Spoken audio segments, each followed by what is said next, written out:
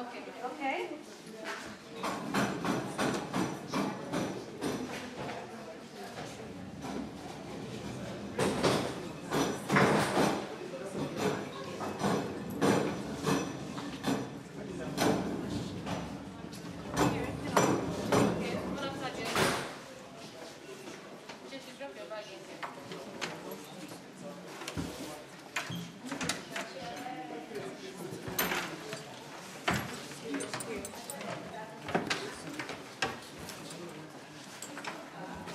Does anyone need the restroom? The restrooms are over here. Because there's no restroom in the museum, so I suggest if anyone needs the restroom, they use it now. And there's also cold water. Listen to the text inside from the TV screens. You will need to stand in front of one of the screens, and then you will be able to listen to the text. Okay? If you moving from the TV screen to the next screen, you will listen to the next one. If you're going very fast in the museum, you will hear many voices switching inside the headphones, so try to go easy and slowly inside the museum, and when I'm talking, you will listen to me and not to the text, okay? About the headphones are in this way above your ears and not inside your ears because of hygiene, okay? Because there are many groups here and we don't want you to get an ear infection, so this is the headphones above your ears and not inside your ears. What else do we need to say? By the way, when I'm talking with a microphone that you will able to listen to me because I'm talking, you will hear me inside the headphones. It's very easy, so I think in this case we will not take the headphones and we start to do. Okay, so thank you.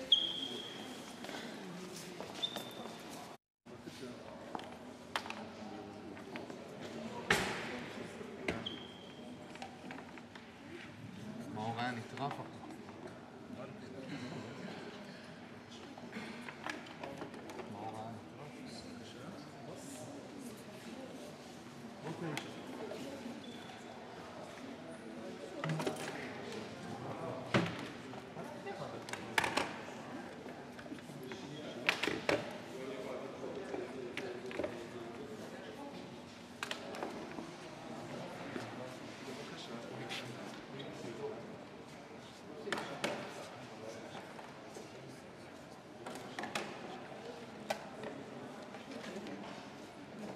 After the address by the Rabin Center to the students,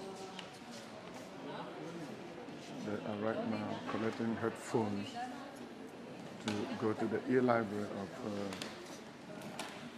Rabin.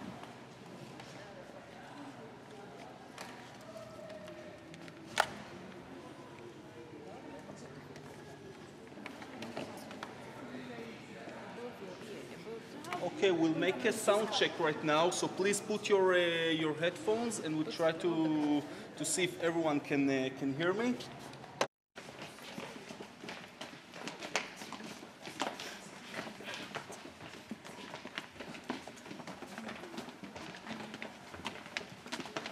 Rabin students arriving to the e-library of Rabin. We're going to the Peace Rally in 1995. For most of the Israelis, it is a collective memory, okay, which belongs to everybody. For me, it's also my own personal memory. In November 4th, 1995, I was 16 years old. I was living in Beersheba with my parents, and I came to support Prime Minister Rabin in his last battle for peace. Okay, during those days, it was a huge incitement against Rabin. People called him in Israel, some of the radical right-winger called him Nazi. You know what it's like to call a Nazi in the land of the Jews. They called him Nazi criminal. They called him a terrorist because he tried to make peace with the Palestinians. Before the state of Israel established, before the declaration of David Ben-Gurion in 1948, Rabin was the son of pioneers. Pioneers, it's the name for the people that came from East, most of them from East Europe, and they decided to think about themselves as the new Jews, okay? Unlike the old Orthodox Jews that every Jew before the Zionism was talking about himself about, okay, the Judaism, it's a nation and a religion, and if I want to be a part of this nation, I should keep all the about more than 400 rules, and every Jew, Orthodox Jew, should keep every day. It's Rabin's parents and the first pioneer.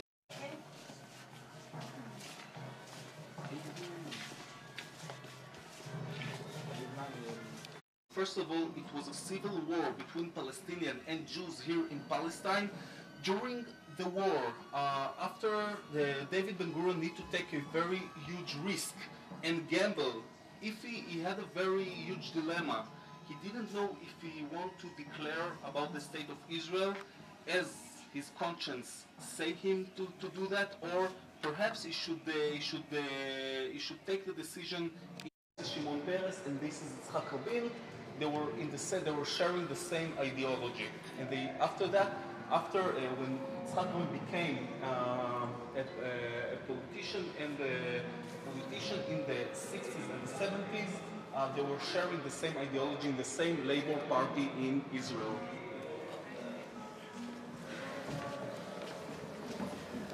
Of the civil rights of Martin Luther King and Malcolm X, and they said about my people, okay, I'm not white, I'm brown. They said, okay, perhaps the situation of the African American in the American society is very similar to our society, and we should. There is a relation between their struggle in America and the people of Africa against colonialism to the approach of the Sephardic Jews against the Ashkenazic Jews that came from Europe.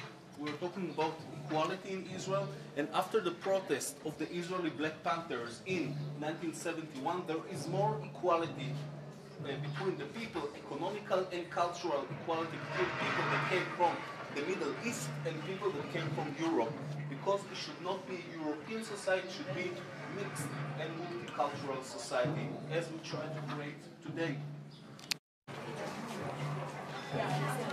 And they're coming to that's right. Everybody else feels like against the fact that there's occupations in the same like occupation.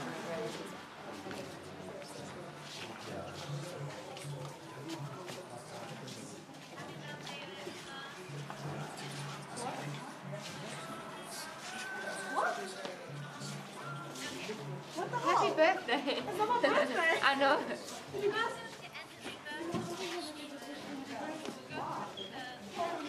After 1973, that Israel had more than 2,000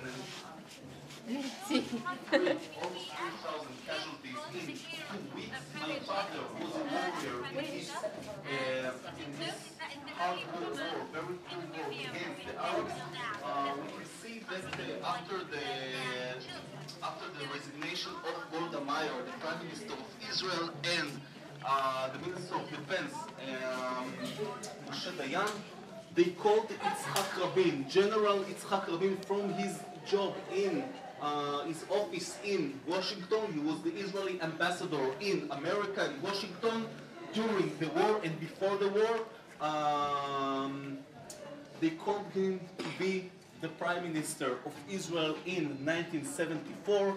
After the resignation of Golda Meir, because people blame her for a very good reason for being arrogant before the war towards the Arab, and people count on Yitzhak Rabin, the general, to rebuild the force of the army and to try to move negotiation with the Egyptians.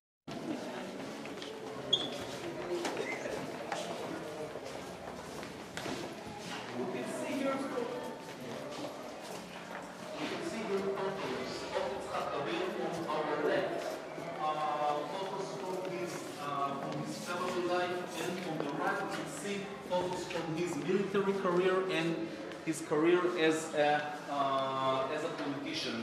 We can see here the meeting of him and Bill Clinton and with the Palestinian, with Abu Alam.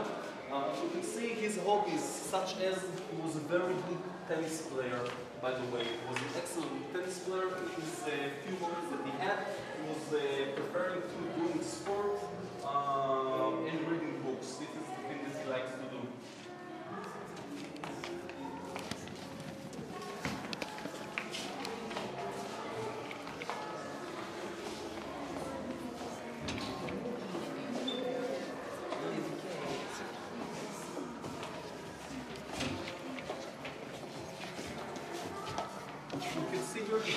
Yitzhak Rabin with his grandson. When Yitzhak Rabin was prime minister in the 90s and the minister of defense, his grandson was a paratrooper, a fighter in the paratroopers like me, okay?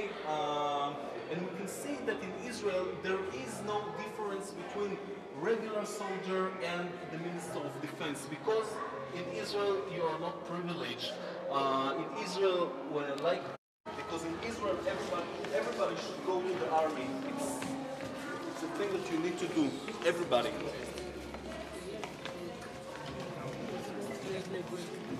Okay, don't worry.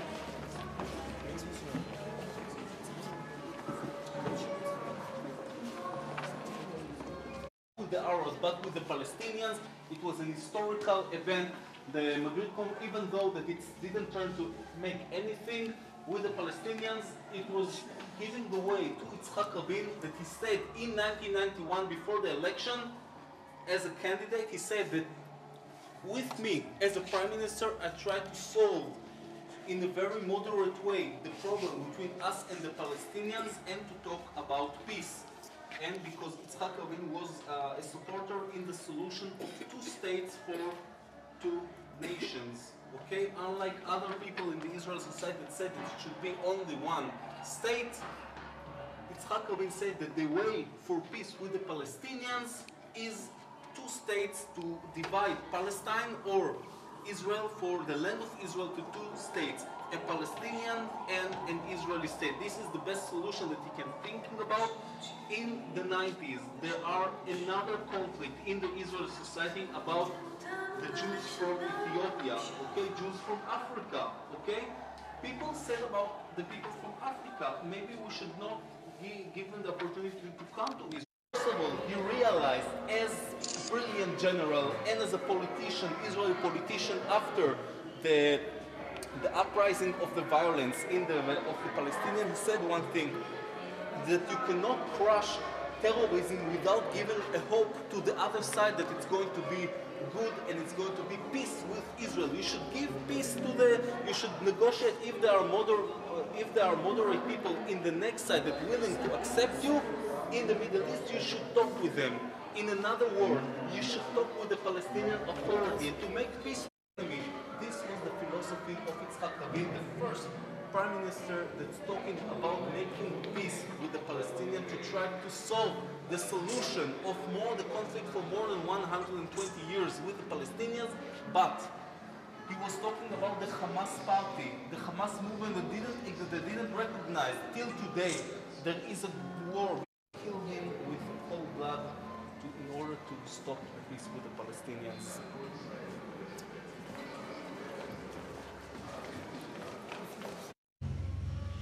ובכן, הפעם האחרונה שנפגשנו, לפני כשבועיים, הוא הופיע באירוע רשמי המחייב עניבה.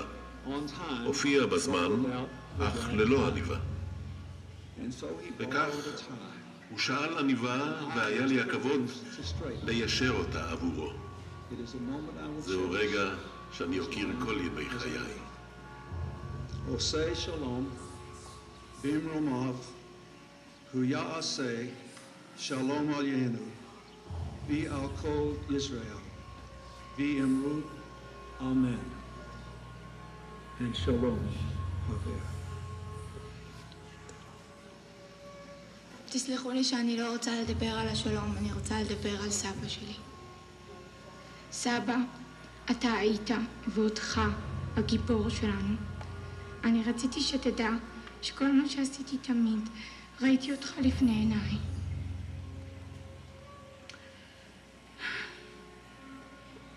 הערכתך ואהבתך ליוו אותנו בכל צעד ובכל דרך, וחיינו לאור ערכיך תמיד. מעולם לא הזנחת ועכשיו הזניחו אותך. והנה אתה, הגיבור הנצחי.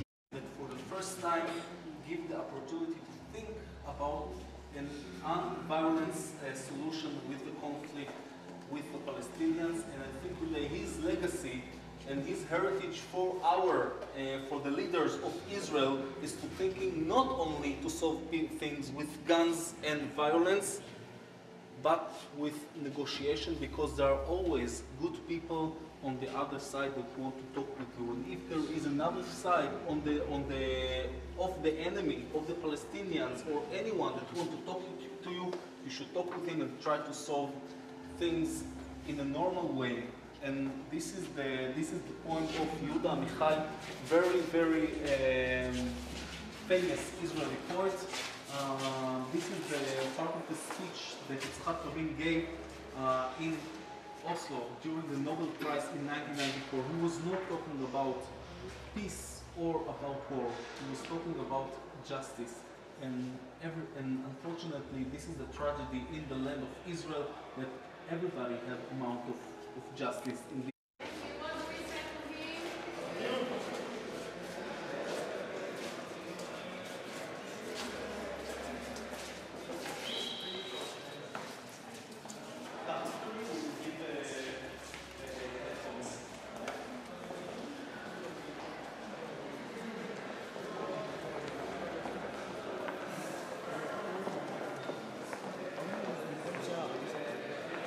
Mishak Rabin students in Nigeria coming out from Mishak Rabin Center for Israel Studies in Tel Aviv, Israel.